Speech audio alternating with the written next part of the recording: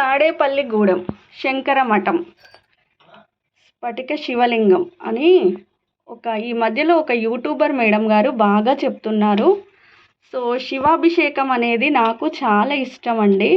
కాకపోతే ఒక్క విషయం, మనము ఎక్కడో డబ్బులిచ్చి శివాభిషేకం చేయించుకోవడం కంటే మన చేతులతో ఒక్క గ్లాసెడు పాలు పోసినా పరవశించిపోయే దేవుడు ఆ పరమేశ్వరుడు.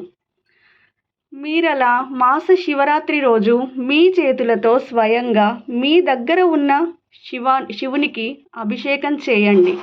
అది డైరెక్ట్గా ఆ పరమేశ్వరునికి అభిషేకం చేసినట్టుగా స్వీకరిస్తాడు. ఎవరికో డబ్బులు పంపించడం, ఎక్కడో అభిషేకాలు చేయించడం కంటే మన దగ్గర ఉన్న శివాలయంలో మన చేతులతో చేసిన అభిషేకం మన మనసుకు ప్రశాంతతనిస్తుంది.